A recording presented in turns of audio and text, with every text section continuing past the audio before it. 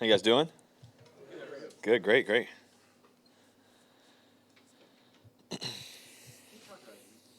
Refer to your state of mind being in a good place last week. Do you feel that way, or I mean, does your state of mind change that much? What was kind of going on there? Yeah, I don't know. I always feel like I'm in the right state of mind when it comes to playing football. I'm always grateful just to be out there. I think what he's referring to is just trying to be super calm, but also have fire and everything else into it. And um, it's something that you always try to tap into in every game, in every moment. Every situation is different. Every game's different. Um, and so I thought we played a really good game last week. And the good thing is we can do it even better. And that's the thing that we're looking forward to. That's the part that we're really itching at, and to play better. And we were able to score a lot of points.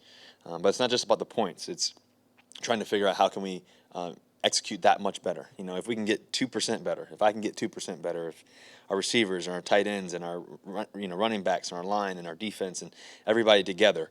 And like I said to you guys a couple of weeks ago, or the past few weeks at least, is that the reality is, if we can put the offense and defense and the special teams together at the same time, the same moment, it's really tough. It's really, really tough. And you guys were able to see that in the second half last week.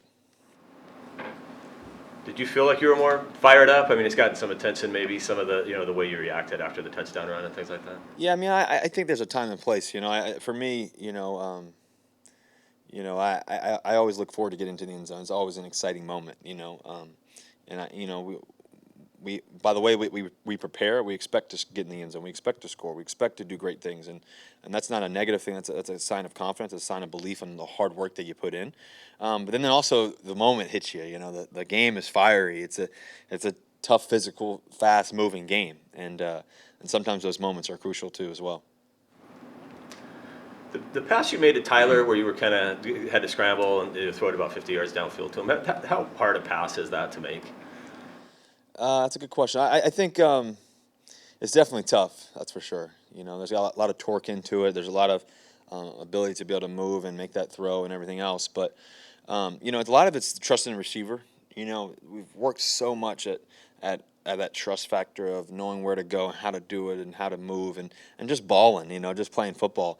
It takes you back to playing recess football when you're a little kid and just enjoying the game and in the cul-de-sac just playing ball. And sometimes that happens. And sometimes you have to make those plays to continue a drive or make a big play or score a touchdown, whatever it is. I think a lot of it too, though, honestly, is because of baseball and playing multiple sports, being able to find ways to fix your eyes in the right spot and also deliver the ball on the move. Middle infield, you have to make throws and make plays, all the time while moving, and so I think that's a lot of it too as well. Is it hard to get that ball not to sail to the left as you're running that way? Yeah, it is. And so you always have to, when I'm moving to the left and that guy's on the left side moving right, you have to kind of peek in front. And also when you're moving that fast to the left, that ball is naturally going to move to the left, if that makes sense. And so, you have to really kind of put the ball out in front and let the receiver, especially as fast as Tyler is, you have to let him run into the football.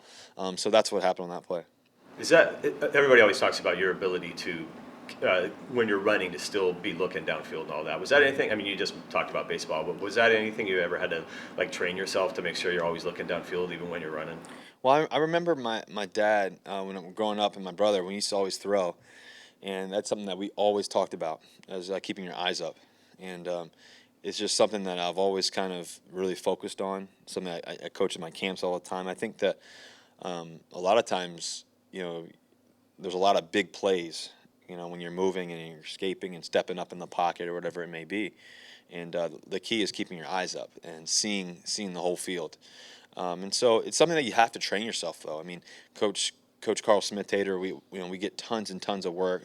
Me, Austin, Boykin, we get tons of work pre practice on those type of things, and just mentally training yourselves to do that. And so, been fortunate to play a lot of football, and that's part of it. On the same play, Darrell Bevel yesterday said that one of the assistant coaches said to him, "If I tried to do that, my arm would have fallen off." What is it about that, just from a standpoint of physical strength, that allows that? Well, a lot of it's a lot of core work, a lot of shoulder work and all that. Like I said, I've thrown a lot of footballs and a lot of baseball and everything else, and so that's just training your arm. That's doing manual work. It's strengthening your arm. I do focus on those things. That's part of how I train and how I prepare and how I treat my body with Janet and Decker and everybody in Cary too as well. I'm constantly working on those things. So that way when you get in those positions, nothing crazy happens. When you were going through the injuries phase last year, I mean, is that the kind of play you would have been able to make? Yeah, I probably wouldn't be able to get out of the pocket as fast. That's for sure. So I think obviously being able to move and be able to make plays on your feet. I'm not, as you guys know, I'm not looking to run. I really am looking to slide and move and see down the field. And if it's there, I do run. But for me, I think it's really critical to be able to. It's always great when you can move. I think that the game, as fast as the defensive ends and linebackers are and everybody else, you have to be able to move and to be able to make some throws and do some things. And so it always makes it tough on the defense, that's for sure. Last year, when you went to the Coliseum, how limited were you that week after that ankle? I moved like a bag of bricks. I really couldn't move last time we played them at the Coliseum. I think just had my ankle or my knee. I'm not sure which one it was. Ankle was, yeah. I try not to remember. So the ankle was week 2. Yeah. So the ankle was pretty bad that day. And so I taped it up like crazy and was just hobbling around.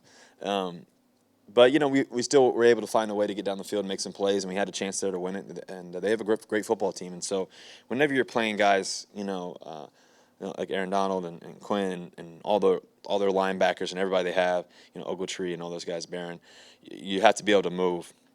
Every once in a while because they're going to get there. They're going to make some plays. They got great players, but we're looking forward to the challenge, and I'm glad I can be on my feet this time. How different do they look in a 3-4 front as opposed to the 4-3 you've gotten used to seeing those guys? Yeah, it's definitely different. Being in the 3-4 front, they're always rushing 5 pretty much. Before they were rushing 4, sometimes 3, sometimes 6, sometimes 7. So they mix it up a bunch. Now they're really just trying to rush 5 because they can, because they have great rushers. They have, guys that can really make a lot of plays. Barwin's another good player too as well. You think about him, all the success he's had over his career. So, it definitely is a little bit different in terms of what they're doing. But they still have a lot of great players and how they're doing it, and they've been very, very successful doing it this year so far. Have you ever developed an acquaintanceship with Aaron Donald, or do you give him a wide berth if you see him?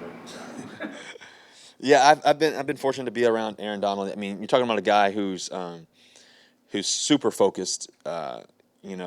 Seems like he enjoys himself, but also has a determination that's relentless. You definitely recognize that. You recognize that on the field.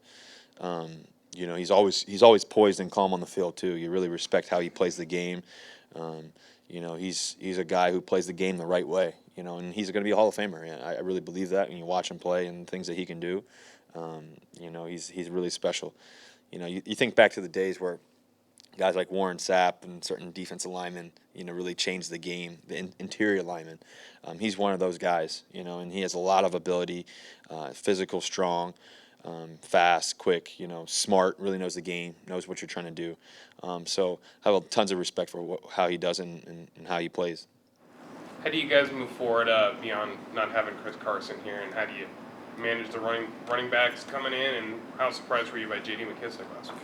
Well, obviously to lose Chris Carson, that's disappointing, because he like I said to you guys the other day after the game, there's nobody who works as hard as he does and as detailed as he does. I mean, he was a perfectionist in the way and how he practiced, which is tough to, it's tough to do as a rookie, and he was able to do that. He really shined through, and you could recognize it from day one. So it's unfortunate. I know he's going to be training like crazy, and like I said the other day, if anybody can come back, stronger and better, it's going to be him because of the work that he puts in. In terms of, we're very, very fortunate to have a lot of great running backs. We have a lot of great running backs. You think about Eddie Lacy, how he ran the ball last week and how powerful and quick he was last week, and he was explosive through the hole and made a lot of plays. You think about C.J. Procise. I'm not sure if he's playing this week or not, what his status is fully, but you think about him and what he can do. You think about obviously Thomas Rawls. And Thomas Rawls is one of the best running backs in the National Football League at one point. When he was rumbling and stumbling down the field and making a lot of plays. And so you think about what he can do, and then J.D. McKissick. He can really run the ball. He's fast as lightning. He's physical. Doesn't mind hitting you. Can catch the ball. Can do a lot of things. Smart.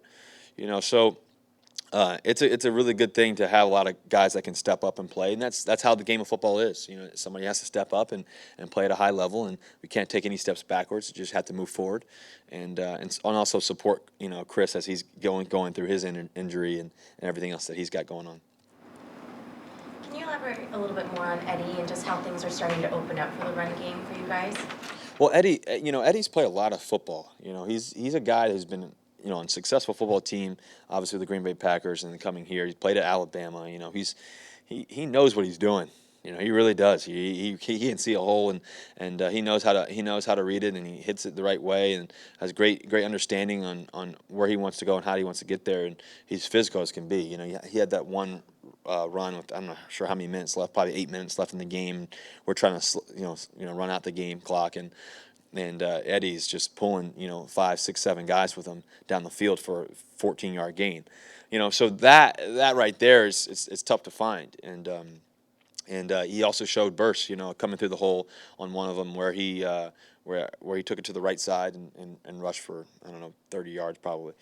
So he's a guy who's played a lot of football, and there's value to that. There's value to what he understands and what he knows, and his thought process and his physicality, and he's got a lot of value in that. Russ, Cam Newton held a press conference yesterday a lot like this one and has been widely criticized for his response to a reporter in the room. Do you have any thoughts on what he said and the reaction to that? Well, I haven't had the chance to see what happened, but I know I got family. I got a daughter. I have my sister who's a tremendous basketball player, a tremendous athlete, knows sports really well, everything else like that. And so, here, with the Seahawks and all that, obviously we believe in equality for all people and equality for women, obviously, too, as well. And that's really important. I think about the women I have in my life. They probably know more sports than I do. So it's so that's how I feel about that. Anything else? Thanks, Ross. Thank you, guys. Go Hawks.